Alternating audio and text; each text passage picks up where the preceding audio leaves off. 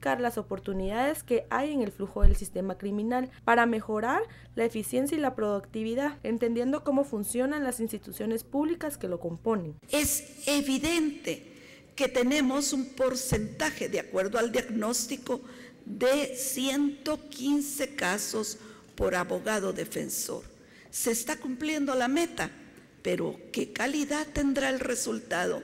En el caso del Ministerio Público, debe continuarse con el fortalecimiento del combate a la mora de 1.280.000 casos, más medio millón que se recibe cada año en la institución. Este es un proyecto novedoso cuyo resultado ayudará en la reducción de la criminalidad, en el fortalecimiento de los vínculos de coordinación y cooperación entre sociedad civil e instituciones de Estado, y para la realización de este flujograma se contó con una inversión de $100.000. Y bueno, hablando de temas, autoridades del Ministerio de Salud han iniciado con una discusión de las propuestas para incluir dentro de sus servicios la perspectiva de género. Tenemos que hablar de la idea de estos encuentros, que es garantizar el derecho de la mujer a la salud integral, la misma que, como sabemos, es deficiente actualmente en nuestro país. Vamos a verlo. Durante el tercer encuentro de unidad de género fueron establecidas 5 mesas de trabajo, las cuales están conformadas por representantes de los 3 poderes del Estado, además de instituciones internacionales como la Organización Mundial de la Salud.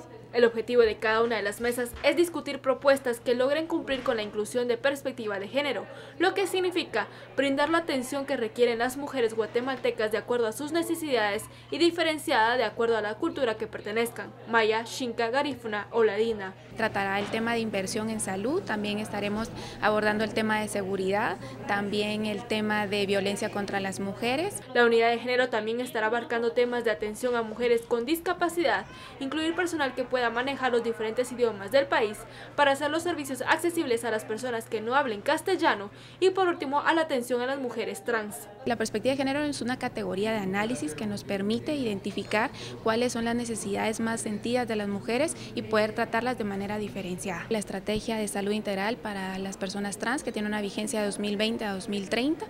En este momento estamos trabajando como ministerio en elaborar el plan operativo para que las acciones que se dejaron dentro de esta estrategia puedan ser operativas. Definitivamente esta estrategia debe tener un proceso de socialización, divulgación. Estas estrategias que está desarrollando el Ministerio de Salud son para dar cumplimiento al Objetivo de Desarrollo Sostenible número 3, de salud y bienestar. Por una Guatemala en paz, Ana Lucía Castillo y Marvin Pérez. El juez de extinción de dominio resolvía en definitiva accionar en contra de los bienes de Salvador González alias Eco. Según lo resuelto, le extinguieron 2.352.000 quetzales, más o menos, mismos que a criterio del juzgador fueron obtenidos de manera ilícita. Vamos a escuchar lo siguiente. El dinero que se procede a extinguir en esta oportunidad proviene directamente de una actividad ilícita realizada en el territorio nacional, lo cual ha quedado plenamente demostrado con los medios de convicción que el Ministerio Público ha aportado al presente proceso y los cuales han quedado valorados debidamente, los que son suficientes para considerar declarar con lugar la presente acción de extinción de dominio. Los 2.352.000 quetzales extinguidos fueron allanados e incautados en la oficina de Salvador Estuardo González el 16 de abril del 2015. Se levante la medida cautelar de embargo decretada sobre el dinero anteriormente extinguido. Lo resuelto en la presente sentencia, y para que el bien consistente en el dinero anteriormente relacionado no pueda ser objeto de la pena accesoria de comiso ni de devolución alguna en la vía penal. El 12 de julio, González, alias Eco, aceptó ante el juez que el efectivo era producto de los sobornos obtenidos en la defraudación de las aduanas y que se ha llevado a un proceso legal conocido como la línea. Eco es señalado de ser el administrador de la línea y la próxima semana se tiene previsto que inicie el juicio contra los procesados a cargo del juez Miguel Ángel Galvez. Más detalles, porque el exmilitar Santos López Alonso fue capturado y señalado por el Ministerio Público por el delito de asesinato en la masacre conocida como las 2 R's. Autoridades pusieron a disposición del juez, que ordenó su captura para determinar su situación jurídica. La masacre de las 2 R's fue realizada por militares y caiviles y fuerzas de élite de las Fuerzas Armadas de Guatemala. Durante el gobierno del general Efraín Ríos Montt, allí murieron 182 personas en el parcelamiento de las Cruces Petén, donde se dio una de las masacres más atroces del conflicto armado interno.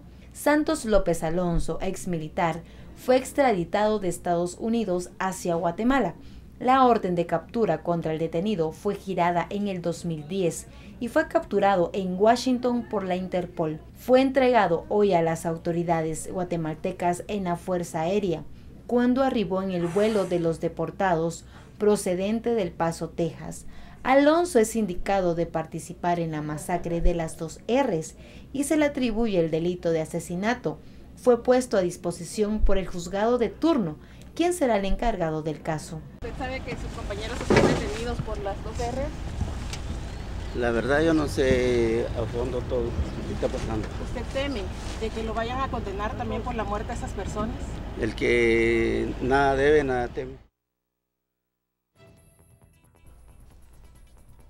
Vamos a hablar del tema reforma fiscal, del análisis que estamos haciendo esta mañana y tenemos a continuación vía telefónica a Hugo Maúl, analista económico, conocedor por supuesto de la realidad, con el que hemos abordado en reiteradas ocasiones cada vez que ha habido un planteamiento de reforma, lo que ocurrió en el año 2012 y a partir de allí todo lo que se ha generado en la discusión del tema y sobre todo, Hugo, buen día, gracias por recibir nuestra llamada. La propuesta que llegaría al Congreso de la República de manos del Poder Ejecutivo en torno al tema impositivo. ¿Cuál es tu lectura en relación al caso? ¿Está el país en condiciones, la coyuntura permite que se hable hoy por hoy de una reforma de estas características? Buen día, te escuchamos. Muy buenos días, Ricardo, Anitza y todos los demás. Pues aquí viéndolos desde el penthouse del edificio del Ministerio de Finanzas, allá a la distancia Atical Futura. Pues respondiendo tu pregunta en concreto, en este momento estamos nosotros a punto de recibir la propuesta oficial por parte del Ministerio, aquí en el edificio del Ministerio de Finanzas, y la pura verdad es que al momento se desconocen los detalles de la propuesta. Han habido algunos indicios en los medios de comunicación, pero hasta que no se tenga realmente en concreto cada uno de los detalles y cómo se van a hacer operativos, es difícil poder hacer un juicio. El país, creo yo, no está en la mejor situación para hablar en estos momentos de una reforma tributaria profunda, estructural, y en esencia me parece que dado los problemas que han salido a la luz en los últimos meses, en el último año, en cuanto a escándalos de corrupción, problemas de gasto público, inefectividad, compras amañadas y todo esto, la gran apuesta, el gran deseo que tiene el guatemalteco, la gran necesidad que tiene es que se reforme el lado del gasto público, no necesariamente los impuestos.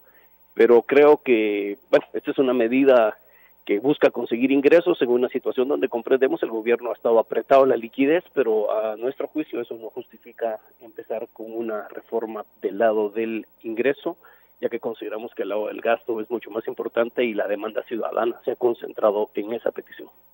Hugo, en relación al tema de quién debería discutir, porque está la propuesta del sector empresarial, que hay que tomar un plazo no menor a 2 años, que todos los sectores estén convocados, todos aquellos que han estudiado, que están muy de cerca de los temas impositivos. Sin embargo, el Congreso asegura que no, que debe ser justamente la comisión que entiende el tema la que se aboque directamente al análisis del mismo. ¿Qué pensás al respecto? ¿Debería ser una discusión abierta? ¿Esto daría una mayor perspectiva o análisis de una posible reforma? Bueno, Ricardo, lo que sucede acá es quizás una cuestión de memoria histórica. Tú que ya tienes tanto tiempo estar en Guatemala, has sido testigo, como bien decías al principio, de que las reformas tributarias han sido diseñadas, han sido discutidas, han sido socializadas mediante diversos mecanismos. 2010 y 2012, la Comisión Técnica del Pacto, la Comisión Nacional de los Acuerdos de Paz. Las últimas reformas han tenido un proceso de formación en el cual se ha escuchado, se ha podido evacuar las preguntas, las dudas de una manera anticipada. De esa cuenta, cuando el sector privado dice 2 años, pues bueno, es una propuesta que habría que trabajarla, habría que llegar a la solución concreta, pero sí, efectivamente, la manera en que se vienen haciendo desde hace un tiempo para acá las reformas tributarias indican claramente que han habido procesos amplios de discusión y negociación. Antes de los acuerdos de paz antes del pacto fiscal, básicamente las reformas tributarias se hacían siempre de la manera que se está haciendo esta. Se cuenta con los votos, se va al Congreso y en el Congreso se presenta una propuesta y se va de una vez a la discusión y se aprueba. Aquí, palabras mías, son palabras de Juan Alberto Fuentes, es estas reformas que son producto de acuerdos de élites, donde realmente se deja fuera a grupos, a sectores que pudieran decir algo. En términos generales, adolecen de problemas de legitimidad y, por supuesto, también luego si hay algún problema técnico, si habían aspectos para mejorar, es mucho mejor que la miren muchos ojos y muchos ojos opinen a que simplemente sea un grupo muy reducido quien decide qué es lo que se quiere y qué es lo que no se quiere. Pero al final de cuentas también uno no puede ser ingenuo. Quienes mandan son los diputados porque ellos tienen la potestad de aprobar o improbar ese tipo de cuestiones y el Congreso es el lugar por excelencia donde se tiene que aprobar una reforma tributaria. Pero esto no quiere decir que no haya un proceso de consulta. Pero en fin, cada quien decide comerse los chicharrones como mejor le plazca. Escuchando las apreciaciones de los funcionarios, el vicepresidente de la República decía que, bueno, ojalá se pueda aprobar antes de fin de año, pero insistimos, tomando en cuenta la profundidad de la discusión, de lo que se plantea, por ejemplo, de volver al ICR antes de la reforma del 2012, o muchos otros aspectos, porque como tú bien dices, no es uno, son muchos los que hay que analizar, cómo va a afectar al consumo, cómo va a afectar al empresariado, cómo va a afectar al pequeño contribuyente, o sea, hay que poner sobre la mesa muchísimos aspectos de esta reforma. ¿Se dan las cosas para que antes de fin de año se pudiera aprobar la misma? A ver, Ricardo, yo quisiera realmente posicionar esta pregunta en un contexto más amplio. Me parece que la circunstancia que está viviendo Guatemala, esta coyuntura que ha sido única realmente, este despertar ciudadano, esta demanda por que cambien las viejas prácticas de la política, que se renueve la política, que se modifique la forma en que funciona el sector público, que haya más eficiencia, que haya más transparencia.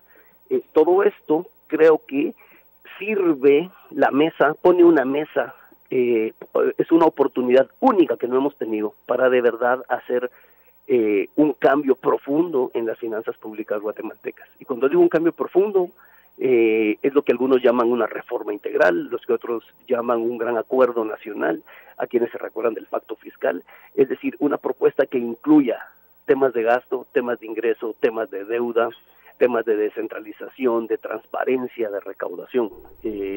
Entonces, por decirte algo, la ventana histórica en la que estamos demandaría una propuesta mucho más integral, porque de otra manera no se va a volver a presentar difícilmente en Guatemala estas condiciones que hay hoy para poder hablar de estos temas de una manera integral, abierta y con una presión ciudadana que demande la reforma.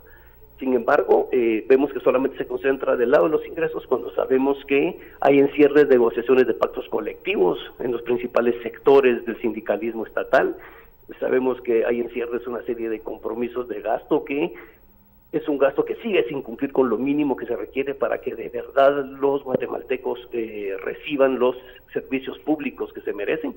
Entonces creo que ya sea que se aprobara en un mes o que se aprobara a final de año, me parece que solo discutir el tema de los impuestos es dejar pasar una oportunidad grandísima para poder realmente atacar el problema de fondo, que es lo relacionado con la efectividad, calidad y eficiencia del gasto público. Aún así, si se va a reducir a una cuestión de impuestos, pues creo que bien haría el Congreso en dar un tiempo de espera para escuchar las distintas posturas, las distintas visiones que hayan y poder enriquecer o aminorar cualquier efecto negativo que esta reforma pudiera tener. Muchísimas gracias, Hugo Maúl. Interesantísimo tu análisis. Analista económico, por supuesto, que habla de este tema y que es importante conocerlo. Ahora sí damos vuelta de página después de hablar de reforma fiscal. Gracias a usted que está participando. Recuerde el hashtag que está en pantalla para que usted nos pueda platicar y nos pueda decir qué piensa de estas propuestas que hoy podrían llegar al Congreso de la República para ser analizadas en la comisión respectiva. Lorraine Quinto nos lleva al recorrido por los departamentos. A continuación, 7.